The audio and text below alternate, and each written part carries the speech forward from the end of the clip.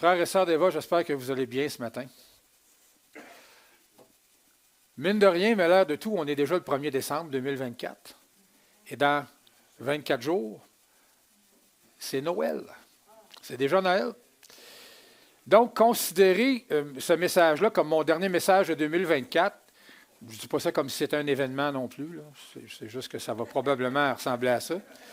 Et à moins de circonstances extraordinaires qui feraient en sorte que je devrais remplacer un frère qui est malade ou je ne sais pas trop. Et dans le passé, depuis que je viens à Eva, je sais que j'ai apporté quelques messages sur Noël, depuis que Manon et moi avons commencé à fréquenter en 2016. Mais rassurez-vous, ce matin, je n'ai pas l'intention de vous faire un vrai message de Noël 3 semaines d'avance. Cependant, j'aimerais glisser un mot en introduction au message de ce matin, un peu pour revenir à la tradition que j'avais pendant plusieurs années de commencer avec une espèce d'éditorial. Et cette semaine, en lisant la presse, je suis tombé sur un sujet qui m'a frappé quand même, et c'est celui de la croissance de l'itinérance, en fait au Québec, mais partout au Canada. On ne peut pas le nier. Que dis-je? Partout dans le monde, je veux dire en Amérique du Nord, en Occident. Fait que oui, le problème, effectivement, vous le savez, là, je veux dire, personne d'ici vit dans une caverne, on sait que le problème est mondial. Et mon Dieu, si je continue comme ça avec la souris, ça ne va pas bien aller. Et attendez que je retrouve ma page, ça a donné comme un coup, puis là, ça glisse, c'est ça le problème. Attendez un petit peu. OK. Donc, je suis en train de vous dire que le problème, effectivement, de l'itinérance est mondial, mais moi, je vais m'en limiter ce matin à ce que j'en sais, c'est-à-dire on va rester dans notre cours. Donc, comme je disais, l'itinérance a tout le temps été un problème au Québec, puis spécialement dans les grands centres urbains. Bien, c'est normal parce que ce qui est explicable par le fait que la majorité des ressources pour itinérants se retrouvent dans les grandes villes comme Montréal, Québec. C'est plus nécessairement vrai, mais pendant longtemps, c'était comme ça. Puis moi, pour avoir vécu dans les deux villes dans ma vie, sans être un expert du sujet, je sais un peu de quoi je parle. Parce que dans 2 périodes distinctes de ma vie, quand même assez noires, moi, j'ai eu à fréquenter des ressources pour itinérants. Principalement pour manger, mais une fois aussi pour dormir. Manger avec des itinérants en plein jour ou en début de soirée, à l'heure du souper, en tout cas, pour moi, à l'époque, je ne trouvais pas que c'était traumatisant. Ça ne me dérangeait pas. En revanche, dormir avec des itinérants, là, on est à un autre niveau. Je vous le confirme. Je comprends parfaitement, puis probablement que vous comprenez autant que moi, là. Je veux dire, on vit sur la même planète. On comprend pourquoi, dans le monde de l'itinérance, il y a autant de toxicomanie, d'alcoolisme. Quand les gens sont rendus à vivre à temps plein dans une situation d'itinérance, à un moment donné, là, engourdir son mal de vivre ou le geler ou le noyer dans l'alcool, malheureusement, pour beaucoup de monde, c'est à peu près la seule. Ça se présente à peu près comme la seule solution qui reste pour quelqu'un qui sent qu'il n'y a plus aucune utilité, qu'il n'y a plus de place dans la société, qu'il n'y a plus rien, qu'il a tout perdu. Et quand la santé mentale, en plus, est lourdement hypothéquée, imaginez la difficulté d'entretenir l'espoir d'un jour peut-être pouvoir s'en sortir. Et là, je reviens à ce que je viens de vous dire quand je disais que dormir avec des itinérants, ça se situe à un autre niveau que juste manger avec des itinérants. La nuit, normalement, est censée être un temps pour se reposer puis pour reprendre des forces. Dans une ressource pour itinérants, comme entre autres, par exemple, la Maison du Père à Montréal, où j'ai passé mon unique nuit avec des itinérants, il y a déjà de ça 41 ans, quand j'avais 18 ans, la nuit est loin d'être un moment propice au repos. Alors, il y a un proverbe que tout le monde connaît qui dit que la nuit porte conseil. Peut-être, mais certainement pas dans un dortoir où c'est pacté d'itinérants. Là, il y a des gens qui parlent tout seuls. Il y a des gens qui crient après ceux qui parlent tout seuls. Il y a des gens qui attendent que les autres s'endorment pour pouvoir aller les voler ou pour aller régler leur compte avec eux autres de façon assez violente et assez humiliante. Bref, il faut comprendre que ça prend presque un miracle pour être capable de vraiment dormir et de se reposer ou même de réfléchir dans un endroit comme ça. C'est à peu près pas possible. C'est là où l'expression « dormir juste d'une oreille » prend tout son sens. Parce que tu as absolument besoin d'autres pour entendre le danger qui s'en vient peut-être dans ta direction. Moi, quand j'ai dormi là, je n'ai pas dormi de la nuit. C'était comme un peu traumatisé, tu sais. Surtout que, moi, quand j'étais jeune, les itinérants, on les appelait les robineux. Hein? Tout le monde a entendu cette expression-là. Et là, je disais à mon père, pourquoi pas les robineux? Là, il m'expliquait, parce que mon père avait déjà travaillé dans le Grand Nord, puis il m'expliquait que les vrais alcooliques, quand il manquait d'alcool, ils se servaient de ce qu'on appelle le rubbing alcohol. Un rubbing, c'est l'alcool à friction. C'est pour ça que de là le mot robineux. Hein, ils ont fait une espèce d'expression avec ça. Et moi, quand j'étais à la maison du père, avant de dormir, passer la nuit là, c'était un de mes amis que j'avais à Montréal qui m'a introduit là pour que j'aie une place à dormir ce soir-là. Il dit, regarde, on va aller là. Il dit, on paye. Ça ne coûtait rien dans le temps. Ça coûtait genre $1, puis tu pouvais souper puis dormir là. Et là, on mangeait à la table avec un gars que j'avais affectueusement baptisé Céleri, parce que Céleri, il était assis juste devant moi à table, et puis il se versait, mettons, dans une tasse moitié eau, moitié alcool à friction, puis il brassait ça avec son céleri. Et moi, quand j'avais vu ça pour la première fois devant moi, j'avais fait tabarouette. Tu sais, j'en avais entendu parler, mais quand tu le vois devant toi, puis tu vois le gars devant toi boire ça, comme si moi j'aurais bu une gorgée d'eau. C'était un peu traumatisant. J'étais comme, oh, là, on est ailleurs. Là, moi, la première fois que j'avais dit, parce qu'il était quand même très parlable, ce gars-là, puis il était intelligent, c'est ça qui est le pire. Puis j'avais dit, t'as rendu compte que j'ai dit que l'alcool à friction, une des premières affaires que ça fait, c'est que ça atteint le nerf optique. Il m'a dit, moi, tu sais, où est-ce que je suis rendu dans la vie, je m'en fous pas mal de mes yeux. Et tu sais, il dit, ce stuff-là, il dit, ça gèle en tabarouette, puis c'est pas mal moins cher que l'héroïne. Puis il dit, pour moi, c'est tout ce qui est important. Ce soir-là, je me suis endormi. J'ai essayé de m'endormir en écoutant tout le monde parler tout seul, puis je repensais à ce gars-là, puis je me disais, wow. Dans ce temps-là, je n'ai pas dit, Seigneur, j'espère que je ne me ramasserai jamais là, mais je priais quand même en quelque part en dedans de mon cœur pour jamais me ramasser là. Ce qui fait que beaucoup d'itinérants avec le temps, et donc avec l'accumulation de mauvaises expériences, comme je viens de vous raconter, préfèrent passer la nuit à peu près n'importe où, sauf dans des refuges pour itinérants. Ce qui m'amène à ce que j'ai lu cette semaine dans la presse. Et il y en a probablement d'entre vous qui l'avaient lu aussi. Alors, l'administration du complexe des Jardins à Montréal a décidé, la nuit, surtout, en soirée, mais surtout la nuit, de faire jouer la même chanson en boucle, à tue-tête, à plein volume, dans les cages d'escalier du complexe des Jardins. Les cages intérieures, on s'entend. Bon. Après ma barre, on pourrait être outré de lire ça et de se dire, dans quelle espèce de monde de sans-cœur qu'on est rendu. Mais voyez-vous, la situation est beaucoup plus complexe. Et quand on creuse un peu dans l'histoire, on découvre que si cette décision-là a été prise, c'est parce qu'avant d'en arriver là, les administrateurs du complexe des Jardins, eux, estiment avoir tout essayé pour éviter justement d'en arriver à avoir recours à ce que beaucoup de gens associent une forme de torture. Comprenez une chose, l'administration du complexe des Jardins a même payé, et ça, ce n'est pas leur mandat. Ce n'est pas le mandat d'une compagnie privée de régler le problème de l'itinérance à Montréal. Il y a d'autres instances qui sont censées s'occuper de ça. C'est très compliqué, mais le complexe des Jardins avait même payé des travailleurs sociaux de leur propre budget pour rentrer en contact avec les itinérants qui s'infiltraient dans le building. Ils ont vraiment essayé. Et là, on va se dire la vérité entre adultes ce matin. OK? Ça devient de plus en plus justifié c'est-à-dire ça devient de plus en plus, à un moment donné, injustifié de ne pas prendre des moyens drastiques. Quand les employés de différents bureaux et commerces doivent rentrer au travail le matin, en évitant de piler dans des flaques d'urine et d'autres déjections humaines, ou en enjambant des itinérants qui leur crient après, qui leur gueulent dessus, parce qu'ils veulent continuer de dormir. Ça, c'est quand ils n'ont pas un pitbull à côté d'eux autres qui se met à grogner après le monde. Et non, frères et sœurs, tous les employés de tour à bureau n'utilisent pas les ascenseurs. Surtout ceux qui sont soucieux de leur santé cardiovasculaire. C'est ça, le monde, il marche.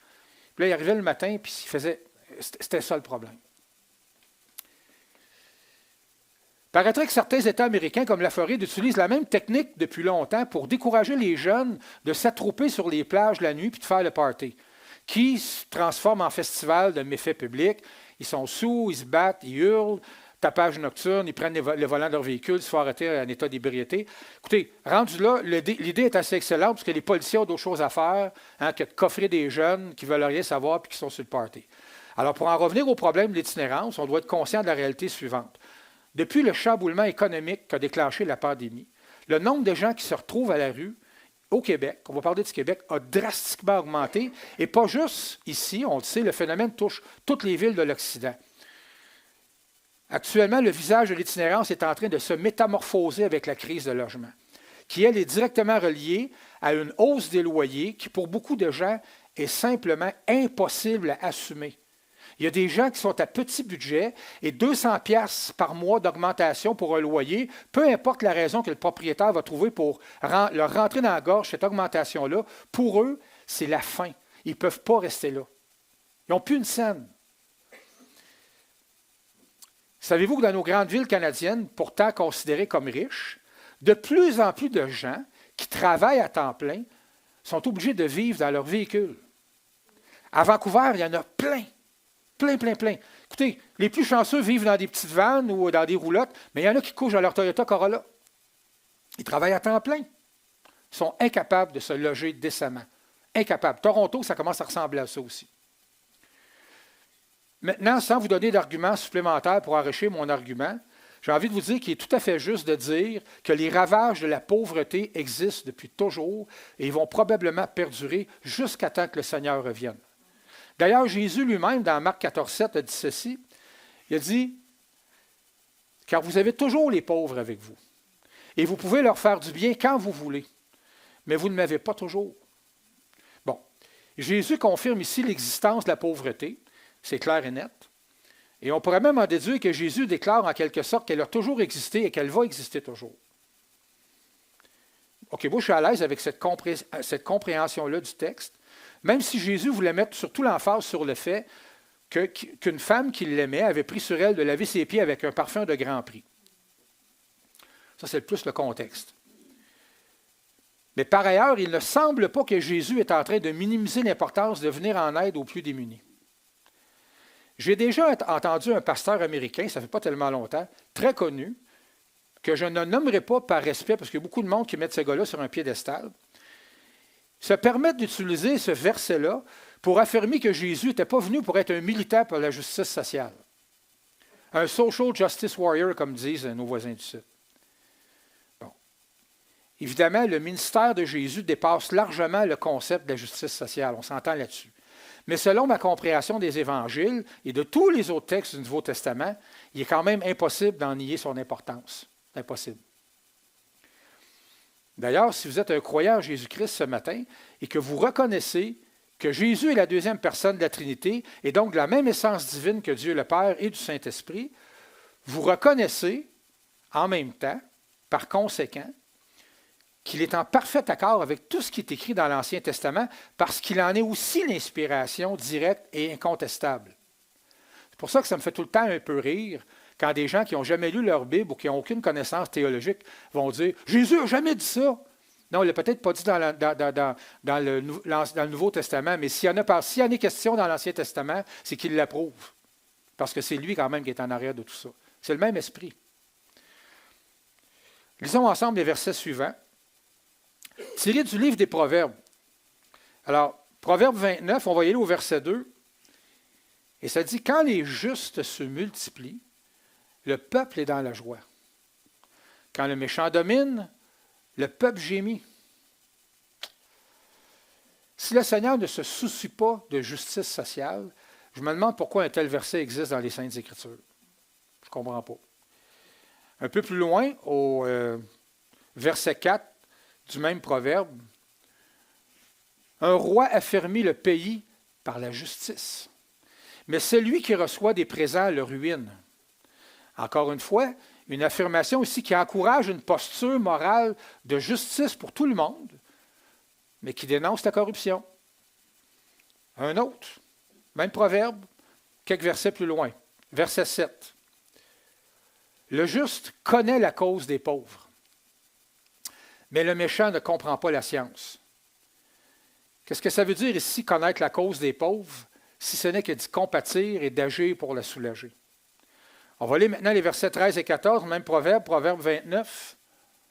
« Le pauvre et l'oppresseur se rencontrent. C'est l'Éternel qui éclaire les yeux de l'un et de l'autre. Un roi qui juge fidèlement les pauvres aura son trône affermi pour toujours. » Intéressant.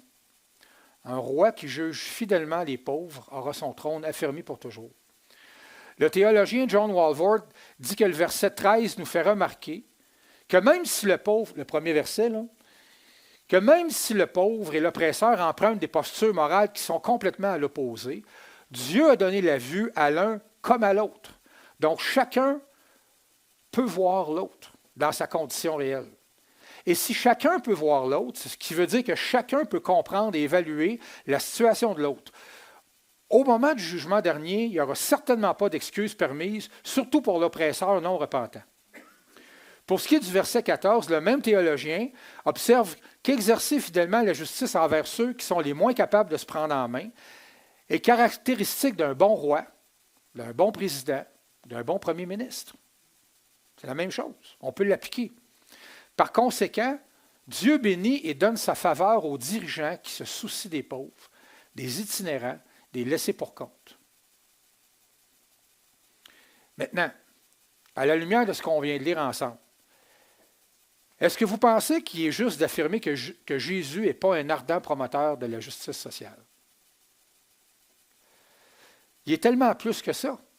On a tous raison de le penser, mais il en incarne tout de même l'essence. Il en incarne l'essence, fondamentalement.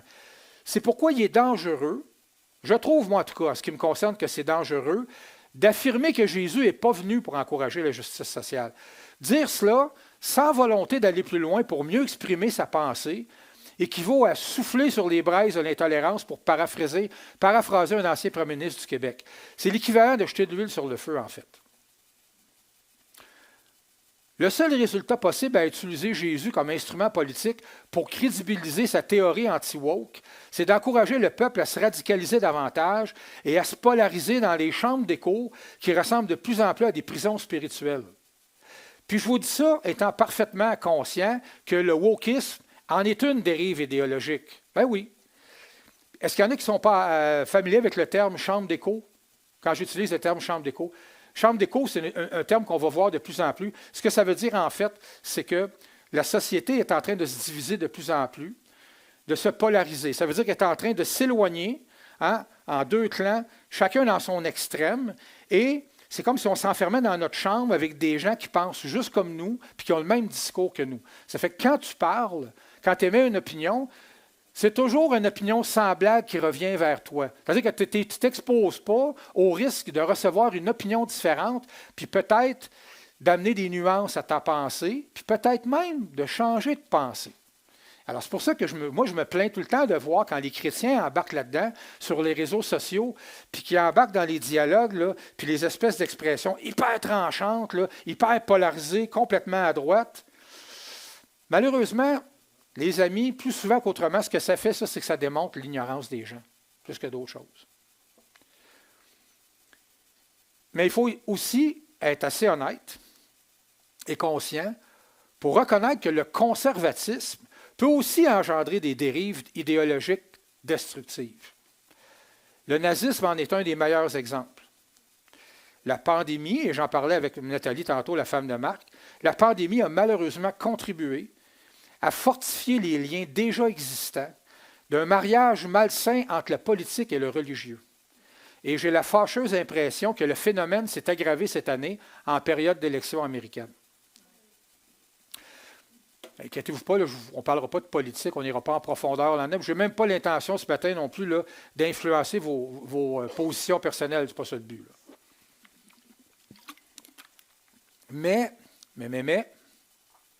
en tant que croyant, qui observe attentivement la nature de la force des courants politico-sociaux qui déferlent sur l'Amérique du Nord depuis des décennies, qui, en ce qui me concerne, ne sont rien d'autre que des stratégies démoniaques de destruction massive, j'aimerais nous servir ce matin un avertissement, une mise en garde. Je l'ai déjà dit et je le redis encore, il est de la plus haute importance d'être attentif à ce qu'on laisse entrer dans nos cœurs et dans notre pensée. Écoutez, ce que je vais vous dire là, c'est extrêmement important. L'Évangile de Jésus-Christ n'a aucune identité nationale ni politique. Sa priorité absolue est d'extirper l'humanité, de sortir l'humanité de la fosse des influences trompeuses, mensongères, dissimulé dans la plupart des courants idéologiques promus par tous les partis politiques. Tout autant que dans les religions, qui réclament à corps et à cri que l'homme s'efforce par lui-même d'aller vers un Dieu qui les regarde comme des vers de terre.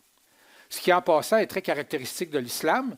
Notre sœur Nour, qui s'est fait baptiser devant nous il y a quelques semaines, nous l'a confirmé, elle en a parlé dans son témoignage. Alors pourquoi est-ce que pour l'Évangile, ce que je viens de vous décrire devient une priorité absolue? Parce qu'ultimement, son objectif à l'Évangile, c'est de réconcilier l'humanité avec un Dieu qui aime profondément et passionnément sa création. L'homme et la femme, à qui il accorde une valeur et une importance maintes fois confirmées dans les Écritures. Si tu n'as pas lu ça, c'est que tu ne l'as pas lu pantoute. Et je rajouterais à qui il ne demande aucun effort impossible à maintenir, sauf à celle de se repentir et de croire en Jésus. Et qu'il est finalement prêt à sauver du jugement qui la condamne à une éternité hors de sa présence et de son amour. Je parle de sa création ici. L'apôtre Paul avait parfaitement compris, avant tout le monde en fait, la supériorité de l'Évangile et de la puissance qui se manifeste dans la compréhension de sa simplicité et du maintien de son indépendance. Qu'est-ce que je veux dire par là? Quand je parle de l'indépendance de l'Évangile, j'affirme devant vous autres qu'il n'a pas besoin, pour être crédible et cohérent, d'être associé à une quelconque forme de mysticisme ou de courant philosophique intellectuellement ultra complexe à décrypter, qui sert uniquement à un club select de petits génies à se gargariser le cerveau en groupe quand ils se ramassent dans leur colloque annuel. Je ne suis pas en train de rire d'eux autres. Je ne suis pas en train de rire d'eux autres. Écoutez, là, cette semaine, je me suis tapé la moitié d'1 heure et demie environ d'une entrevue avec l'homme qui est considéré actuellement comme l'homme le plus intelligent au monde. Et non, ce n'est pas Elon Musk. Et je l'ai écouté parce que l'entrevue est menée par un type que je respecte énormément, qui est un Américain, qui est croyant, de confession catholique, mais ce n'est pas important dans ce que je veux vous dire. C'est quand même un homme qui croit en Jésus-Christ. Et vous savez qu'il y a un test qui s'appelle un test de quotient intellectuel. Et dans les instances où ce test-là est passé à des gens de façon sérieuse et rigoureuse, ce type-là a scoré 210. 210 de quotient intellectuel, c'est un génie. Maintenant, savez-vous, cet homme-là, dans quel domaine il a œuvré à peu près toute sa vie? Il a travaillé comme bouncer dans des clubs. Attendez. Il a travaillé comme bouncer dans des clubs. Mais en même temps, c'est quelqu'un qui a été élevé dans une extrême pauvreté et qui a vécu des expériences extrêmement humiliantes quand il grandissait à l'école. D'ailleurs, c'était un génie à l'école en mathématiques. Il était tellement plus intelligent que ses profs, au lieu de comprendre son génie et de l'encourager, ceux qui avaient des égos mal placés s'encourageaient plutôt à l'humilier devant tout le monde. Et je vais être franc avec vous, et ce gars-là a le don, étant donné qu'il y a un quotient intellectuel à ce niveau-là, c'est un homme qui a un attrait pour la science, pour la physique quantique, pour des concepts qui, ma foi, quand il en parle, je n'y comprends absolument rien. Ce gars-là s'est mis à parler de physique quantique. Puis honnêtement, je pense que celui qui l'interviewait faisait semblant de comprendre. Oui, comme si ça allait de soi. Ça ne va pas de soi pantoute. C'est extrêmement compliqué. Mais ce qui m'a frappé dans l'entrevue, par contre, c'est qu'à un moment donné, Michael Knowles demande au gars, il dit, « Et selon vous, selon tout ce que vous me dites, est-ce que vous croyez qu'il est possible d'envisager la création de ce monde sans Dieu? » Et il a répondu, « Non, c'est impossible. » Il dit, je pourrais même vous prouver mathématiquement que c'est impossible à l'aide de statistiques. Bon, là, j'étais content d'avoir écouté l'entrevue. Mais ça s'est gâché dans mon esprit quand, à un moment donné, il s'est mis à présenter Dieu comme un concept. Et là, il l'appliquait à toutes les religions. Il a commencé à dire, vous savez, Dieu est ce que les hommes en font, mais c'est Dieu quand même et Dieu existe quand même. Bon, là, j'ai fait, OK. Et voyez-vous, c'est pour ça que je vous dis que l'Évangile est capable de se tenir debout sans ça, sans la complexité de toute la science, sans la complexité de toutes les philosophies. L'Évangile peut se tenir debout sans ça. Parce que l'Évangile dit, regarde, même si tu as le quotient intellectuel le plus impressionnant de la planète, même si tu es l'homme que tout le monde considère comme le plus intelligent, mon ami, si tu n'es pas capable de sauver ta vie pour l'éternité, Paul dit, il serait mieux que tu deviennes fou afin que tu deviennes sage. Parce que pour Dieu, la vraie sagesse, c'est de le connaître. Et Jésus a dit, connaître, il a dit, la vie éternelle, c'est connaître Dieu. Mon ami, t'as beau être plein comme un boudin, comme on dit en bon québécois, t'as beau avoir la capacité d'impressionner tout le monde par tes prouesses intellectuelles. Mais si en bout de ligne, et Jésus a utilisé une parabole pour ça, hein, le riche qui accumule dans des greniers, mais il dit, oui, mais insensé, demain ton âme te sera-t-elle réclamée? Tu vas faire quoi? Ça va ressembler à quoi ton éternité? Vaut mieux, selon l'apôtre Paul, puis même selon Jésus, une éternité hein, dans la présence de Dieu, dans la félicité, dans l'extase d'être avec lui, de vivre une vie dans un corps parfait sans maladie, que de jouir des biens de la terre, puis de parader comme étant le plus intelligent. Quand l'apôtre Paul m'explique, oh non, attendez, c'était fichu. OK. Quand l'apôtre Paul m'explique que tout ce qu'il était, lui, comme intellectuel et religieux de la plus haute instance de son époque, était devenu à ses yeux l'équivalent d'une motte de boue. Ou si vous voulez être plus créatif, d'un tas de fumier. Moi, c'est lui que je crois. Je ne crois pas en Paul comme je crois en Jésus, mais je crois en Paul comme un homme qui a prouvé par son ministère, puis toutes les souffrances qu'il a endurées, puis la qualité de sa pensée, puis l'excellence de la révélation qu'il a reçue, je crois en lui à cause de ça. Parce que ce qui me révèle, lui, Paul, dans ses écrits, a eu un effet transformateur dans ma vie, puis mon témoignage en est pour moi une preuve.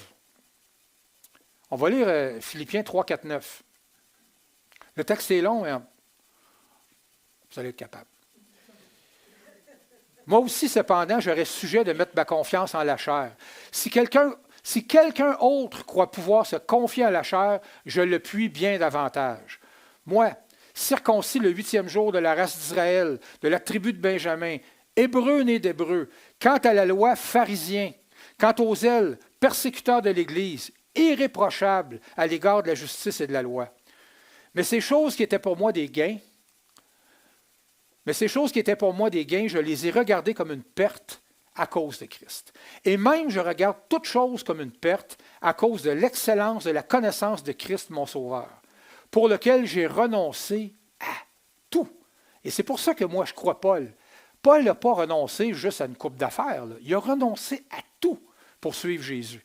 Et je les regarde comme de la boue afin de gagner Christ et d'être trouvé en lui, non avec ma justice, celle qui vient de la loi, mais avec celle qui s'obtient par la foi en Christ, la justice qui vient de Dieu par la foi.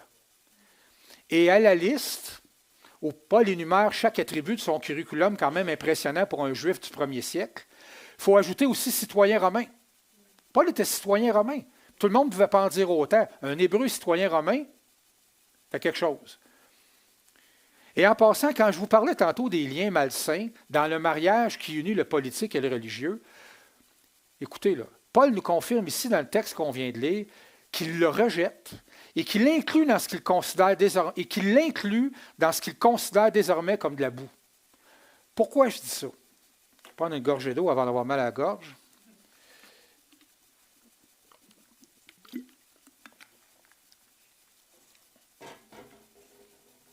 Vous êtes toujours avec moi? Ça va? All right. Pourquoi je dis que Paul rejette le mariage entre l'Église et le politique? Parce qu'il prend la peine de mentionner son appartenance aux pharisiens. Et Paul sait mieux que quiconque, que n'importe qui, à quel point ses frères pharisiens ont pavé la voie du pire exemple à suivre dans la dynamique politico-religieuse. Il en parle dans tous les évangiles.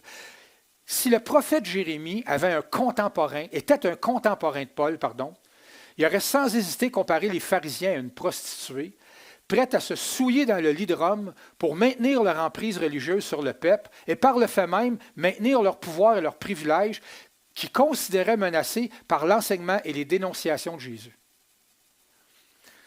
Non seulement ils ont manipulé le peuple pour augmenter la pression sur Pilate pour qu'il condamne Jésus au pire des supplices, mais en plus, ils ont menti publiquement en essayant de faire croire au pouvoir romain, représenté par Pilate, que Jésus incitait le peuple à se révolter contre César. Ma mère dirait menteurs comme des arracheurs de dents. Dans les faits, il faudrait plutôt dire menteurs et manipulateurs comme des assassins du Christ. Puis si je pouvais parler au prophète Jérémie, j'essaierais de le convaincre qu'en bout de ligne, c'est pire que de la prostitution, ce qu'ils ont fait. Est-ce que moi, je m'élève au-dessus d'eux autres? Si j'avais été élevé dans la secte des pharisiens, j'aurais probablement participé moi aussi. Puis peut-être vous autres aussi. Mais voyez-vous, c'est comme ça que l'humanité s'est comportée. Puis c'était des hommes de la même religion que Jésus, vous le savez. Là. Évidemment, quand l'apôtre Paul a réalisé l'héritage que la secte des pharisiens laissait aux générations futures, il s'est dit « Non, merci. Ça, c'est de la boue, puis moi, je ne veux pas être associé à ça. »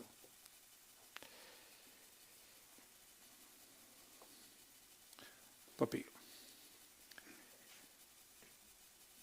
Pour conclure ce matin, en parlant d'héritage, que la société autour de nous le rejette ou encore le nie, la période de Noël dans laquelle on entre officiellement aujourd'hui, et oui, c'est surtout vrai à cause du commerce. Hein? Le 1er décembre, ce n'est pas là où les commerces ouvrent jusqu'à 9 heures. Bon. Alors, je répète, la période de Noël dans laquelle on entre officiellement aujourd'hui et l'élan de générosité qui la caractérise est en fait un principe 100% chrétien qui remonte au tout début de l'histoire de l'Église. D'ailleurs, Marc l'a mentionné tantôt, j'ai failli m'étouffer avec mon café en lisant le courriel que Marc a envoyé hier pour nous rappeler d'apporter des denrées pour la guignolée des chevaliers de Colomb. Et là, je constatais la direction qu'avait prise la rédaction du message de ce matin. Et là, vous pourriez me dire, hey, Michel, c'est le mois de décembre qui commence. Tu aurais dû t'en douter que Marc enverrait une affaire pour la guignolée. Non, pas en tout. J'avais aucunement cette idée-là dans la tête. Le point de départ de mon message était l'itinérance. Jamais je me suis dit une seconde, ben oui, ce serait un bon sujet pour le message de parler de pauvreté, puis ça va s'harmoniser parfaitement avec l'avenue de la guignolée. Pas en tout. Je ne pensais même pas à ça. Cela étant dit, j'aimerais qu'on relise ensemble le verset tiré de la lettre aux Galates dont Marc nous en a envoyé un extrait hier. Alors, j'en ai mis un peu avant pour plus qu'on se mette dans le contexte. Alors, Paul dit, au contraire, ils ont vu que l'Évangile m'avait été confié. Quand il dit « il parle des dirigeants de l'Église de Jérusalem, avec qui il y avait eu un grand meeting. Lui, Pierre, Jacques, qui était le dirigeant de l'Église de Jérusalem. Alors Paul dit, au contraire, ils ont vu que l'Évangile m'avait été confié pour les incirconcis, comme à Pierre pour les circoncis. Hein, parce que là, il y avait tout un débat. Est-ce qu'on devrait aller vers les païens pour évangéliser? Est-ce qu'on devrait aller vers ou on devrait s'en tenir à évangéliser les Juifs uniquement? Alors, car celui qui a fait de Pierre l'apôtre des circoncis a aussi fait de moi l'apôtre des non-juifs, des païens, des incirconcis. Et ils ont reconnu la grâce qui m'avait été accordée. Ils, c'est encore les dirigeants de l'Église de Jérusalem. Jacques, Céphas et Jean, qui sont considérés comme des piliers, nous ont alors donné la main d'association à Barnabas et à moi. Oh, excusez. Jacques, Céphas et Jean, qui sont considérés comme des piliers. Je recommence, excusez-moi. C'est dur avec ça. Là, j'ai perdu mon texte, bravo. Ah! Jacques et Céphas, qui sont considérés comme des piliers, nous ont alors donné la main d'association à Barnabas et à moi, afin que nous allions, nous, vers les non-juifs et eux vers les circoncis. Ils nous ont seulement recommandé, ça c'est le verset que Marc nous a envoyé hier dans le courriel, ils nous ont seulement recommandé de nous souvenir des pauvres, ce que j'ai eu bien soin de faire. Ici, l'apôtre Paul relate un moment historique qui a pris place au tout début de son ministère. Et voyez-vous, bon, comme je vous disais, après avoir réglé certaines questions théologiques sur l'évangélisation des païens, les anciens de l'Église de Jérusalem font une seule recommandation à Paul et à Pierre et leur disent « Souvenez-vous des pauvres, veillez à prévoir des collectes chez les croyants pour soulager la misère des moins nantis. » Heureusement, au fil des siècles, ici comme ailleurs, où le christianisme a contribué à renforcer le tissu social, encore aujourd'hui, généralement dans cette période de l'année dans laquelle on se trouve présentement, Malgré l'idéologie laïque qui domine, le principe chrétien de donner aux plus démunis est toujours aussi vivant. Personnellement, puis probablement que si vous êtes dans la même situation que moi, on souhaiterait une plus grande reconnaissance de la part de la société envers le christianisme. Mais si la valeur de partage et d'entraide est tout ce qui reste à notre monde du message chrétien, qui en passant est généralement mal compris, ben moi je vais le prendre. Puis je vais même m'en réjouir. En conclusion, j'aimerais vous dire, pour revenir dans notre cours à nous, OK? Moi, je suis arrivé à Sherbrooke en 96 à peu près. Ouais, je me suis marié en 97, c'est pas mal, c'est ça. Et elle est, hein? Excuse, 98. Ma secrétaire ici, ma mémoire. Merci Manon. J'en dirais-tu des niaiseries sans toi?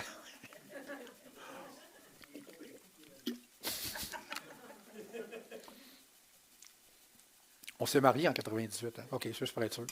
Non, c'est une joke. Mais, écoutez, j'ai envie de vous parler de l'aspect visible de la pauvreté à Sherbrooke. Regardez, quand je suis arrivé en 96, 97, bon, des gens qui faisaient l'aumône avec leur gobelet Tim Hortons là, au coin de King et Belvedere, King, Jacques Cartier, Bowen, il n'y en avait pas à Sherbrooke. Il n'y en avait pas. Aujourd'hui, il y en a partout. Partout, partout, partout, partout, partout. Et, bon, je sais qu'il y a un débat là-dessus. Il y a des gens qui vont dire c'est pas une bonne idée de leur donner du change, c'est ci, c'est ça. Bon. Peut-être. Je sais, puis je l'ai dit tantôt, il y a beaucoup de gens, beaucoup de ces gens-là, qui vont se servir de cet argent-là pour s'acheter de la drogue, pour se défoncer avec de l'alcool. Bon, on sait tout ça. Mais voici mon point de vue là-dessus. Okay? Le problème, puis aussi, en même temps, les gens qui vont dire de ne pas faire ça vont dire donnez aux ressources à la place. Faites des dons aux organismes communautaires. C'est intelligent, c'est bien de sensibiliser les gens à le faire. Mais dans la vraie vie, vous savez très bien que dans les fêtes, la plupart des gens ne feront pas ça. À moins que tu ailles vers eux autres dans le temps des fêtes, en leur mettant une canisse et disant voulez-vous donner pour des pauvres. Mais généralement, les gens n'ont pas le. Il y en a qui l'ont, le réflexe. Je ne veux pas généraliser, mais en fait, je veux généraliser. Il y en a une petite partie de la population qui ont ce réflexe-là, puis vous seriez surpris de savoir qu'il y a des gens qui ont beaucoup d'argent à Sherbrooke, qui donnent beaucoup d'argent. Il y en a. Ça existe. J'en ai eu connaissance une fois, j'ai fait comme, OK, il y en a qui en donnent des centaines, des milliers de dollars à chaque année, parce que, oui, c'est du change pour eux autres, mais ils ne sont pas obligés de le donner, ils le font. Il y a beaucoup de gens qui ne le feront pas. Ils n'iront pas donner à des organismes communautaires, et ils vont donner quand on vient vers eux autres. Pour avoir été, moi, dans les bas-fonds, hein, où ce que je me suis ramassé dans la vie à un moment donné, parce que j'avais plus rien. OK, moi, je n'ai pas fait ça. Je ne suis pas allé quêter vers les gens. Mais il y avait du monde autour de moi qui l'ont fait, qui se tenaient avec moi. Puis c'est pas vrai qu'on s'est juste acheté de la drogue avec ça. On s'est acheté de la bouffe aussi avec ça. Il y en a qui se sont achetés des morceaux de linge avec ça l'hiver. Fait que, moi, j'ai le réflexe, comme croyant. Là, je ne suis pas en train de vous vendre la façon de faire. Je vous dis, moi, je vous témoigne comment moi je vois ça. Moi, je vois ça comme, quand je m'en vais en auto, si j'ai du change ou même si j'ai un 5, c'est sûr que je ne donnerai pas 100$ parce que là, je me dis, ouais, même si j'ai 100$, je pourrais peut-être le donner, mais je ne me promène pas avec des sommes comme ça sur moi. J'ai toujours juste du plastique. Mais quand j'ai un 5, un 10, un 20 ou du change, puis qu'ils viennent vers moi, maintenant, notre réflexe, c'est on leur donne. Parce que je me dis, je ne sais pas, moi, qu'est-ce qu'il va faire avec ça. Je ne peux pas, moi, savoir si ce gars-là va aller s'acheter de la nourriture ou de la drogue ou peu importe. Mais moi, ce que je sais, c'est que comme croyant, OK, je me sens. J'ai comme un cas de conscience, à moins que je n'ai pas une scène, mais si j'en ai, j'ai comme un cas de conscience à faire comme. Tu sais. Puis, honnêtement, entre vous et moi, là, avez-vous déjà quêté? Y a-t-il quelqu'un qui a déjà quêté ici? Je ne parle pas de l'époque. Toi, tu as déjà quêté, Marc? C'est humiliant, Marc. C'est très humiliant. Mais j'ai plus de respect pour quelqu'un qui va quêter, qui va faire le monde, qui va s'humilier à faire le monde parce qu'il a besoin, que quelqu'un qui se tient en arrêt de son ordinateur puis qui fraude le système, puis qui s'en met plein les poches. Fait que moi, si j'avais à choisir entre les deux, ben, je vais choisir 100 000 fois d'aider le gars qui n'a pas une scène dans la rue puis qui s'humilie à quêter, même s'il s'achète un peu de pot ou un peu de je ne sais pas quoi avec ça, une fois de temps en temps, ou de la bière. On ne le sait pas. Fait que moi, je vous encourage, à ce temps-ci de l'année, à être sensible à ça. Puis je vous encourage à l'année longue à être sensible à ça. Puis Eva, depuis qu'on existe, on a toujours été sensible à ça. Non seulement on est sensible à ça quand il y a des besoins à l'extérieur de la communauté, mais on est sensible à ça à l'intérieur de notre propre communauté. Ça fait partie de notre ADN. Puis je vous encourage ce matin à réfléchir à ça. Puis je vous encourage à prier pour qu'il se passe au niveau des gouvernements quelque chose pour qu'il y ait un changement. Puis, excusez, là, je vais être un peu plate en disant ça ce matin, là. OK? Je vous l'ai dit tantôt, je comprends que là, on est à l'ère où est-ce qu'on condamne tout ce qui est woke, là. Mais regardez, là, vous n'êtes pas obligé d'être un woke si vous avez un sens de justice sociale dans votre cœur. On peut-tu revenir? Là, c'est rendu qu'on ne peut plus rien dire. On ne peut plus parler de justice sociale. On ne peut plus parler d'améliorer la condition féminine de certaines femmes sans se faire accuser d'être un woke. À un moment donné, il faudrait trouver le break et mettre le pied dessus. Là. Okay? Oui, il y a de la dérive, mais il y a des choses aussi qui sont tout simplement le gros bon sens. Puis ça se trouve en plein centre. Là, c'est inutile d'aller se polariser à gauche et à droite pour traiter de ces affaires-là. En tant que chrétien, OK, le bravo, là, je viens de perdre le fil de mon idée, j'étais en train de dire que, en tant que chrétien, moi je pense que si on prie, parce que la Bible nous dit de prier pour nos instances politiques, pour nos gouvernements, pour nos dirigeants, je pense qu'on devrait prier. Je vous encourage à prier pour qu'il y ait une conscientisation au niveau des gouvernements, pour qu'on essaye de trouver une façon d'intervenir auprès de cette catégorie de gens-là, en vous rappelant que de plus en plus, ce n'est pas juste du monde qui sont en détresse mentale qui se ramassent dans la rue. Il y a toutes sortes de monde qui sont, dans les prochaines années, sujets à se ramasser là. Des personnes âgées, de plus en plus, en passant. Que le gouvernement pense à une façon de faire quelque chose pour ce monde-là. Ça n'a tout simplement pas de bon sens qu'il n'y ait pas des mécanismes qui régularisent certaines lois du marché pour empêcher, par exemple, que le prix des logements monte comme ça, ou que le prix des maisons. Il y a quelque chose, je pense, qui peut être fait. Vous savez, la Bible nous enseigne que Dieu ne tente personne au mal. Dieu ne tente personne au mal.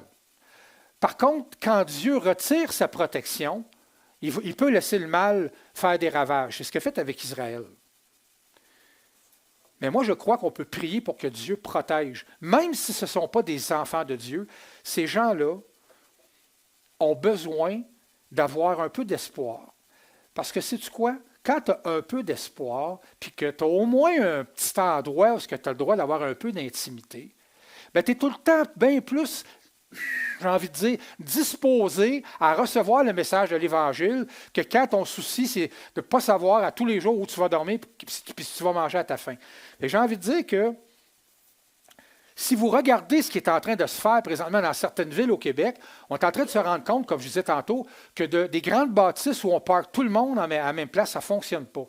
Pourquoi il y a autant de campements l'été avec des tentes un peu partout? Parce que les gens ont au moins une petite intimité. Ils ont leur petit endroit à eux autres, où est-ce qu'ils peuvent garder un chien, puis se faire à manger, puis ils ont l'impression qu'il y a encore quelque chose à eux. Fait qu'il y a des villes qui sont en train de faire des projets où on va plutôt construire des espèces d'espaces pour eux autres, où ils peuvent avoir chacun leur chambre et leur petit coin. Why not? Il va falloir penser à un moment donné à élargir ça et de faire en sorte que ces gens-là puissent avoir une place à aller rester. Marc, ce n'est pas dans l'Exode où est-ce que, quand Dieu donne ses commandements, ou je ne sais plus dans quel livre, il va dire qu'il faut qu'il y ait des villes où ce que des gens peuvent s'enfuir et ne pas être. Et allez lire ça. Les villes de refuge. Hein? Aujourd'hui, il y a des villes américaines qui sont considérées comme des villes sanctuaires. Est-ce qu'il y en a qui ont entendu parler de cette expression-là? C'est-à-dire que c'est des villes où il y a beaucoup de gens qui émigrent sans papier, illégalement. Bon, il y a tout un débat aux États-Unis là-dessus, on n'embarquera pas là-dedans. Mais il reste qu'il y a beaucoup de gens qui émigrent dans les villes. Et il y a certaines villes qui sont considérées comme des villes sanctuaires. Et je ne parle pas là, de la Maison-Blanche, mais je parle de l'administration de l'État. Hein, le gouverneur d'État s'engage à ne pas poursuivre ces gens-là, à ne pas les sortir à coups de pied dans le derrière de l'État, parce que certaines villes sont considérées comme des villes sanctuaires. Ce principe-là existe depuis l'Ancien Testament. C'est que Dieu a décrété qu'il devait y avoir des villes refuges pour que des gens qui se ramassaient dans des situations, par exemple, où ils étaient injustement accusés d'un meurtre ou d'un truc comme ça. Corrige-moi si je me trompe, Marc, tu peux intervenir n'importe quand, ça ne me dérange pas.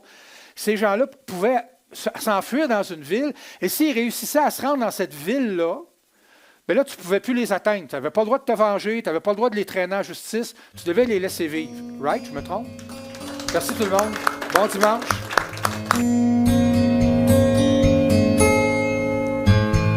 Nul n'est comme toi.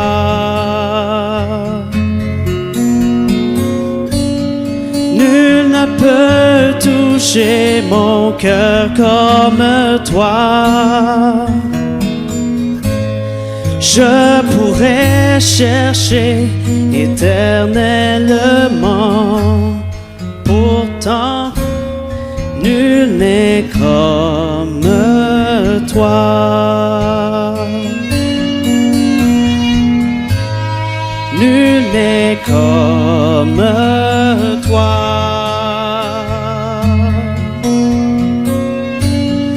Nul ne peut toucher mon cœur comme toi.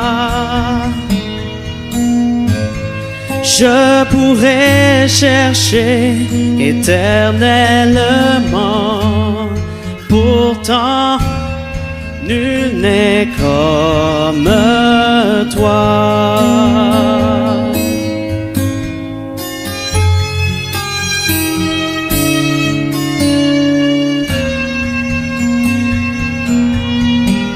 Ta bonté coule tel un fleuve immense,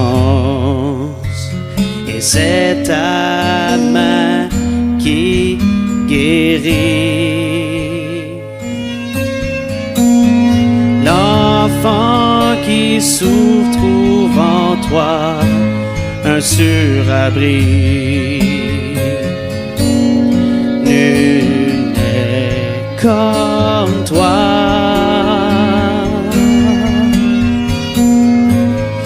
Nul n'est comme toi.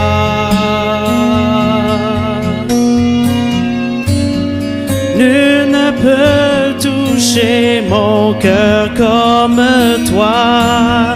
Je pourrais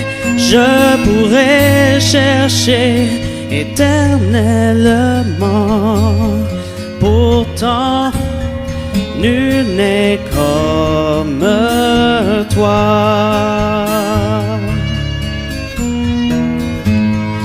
Je pourrais chercher éternellement, pourtant nul n'est comme toi.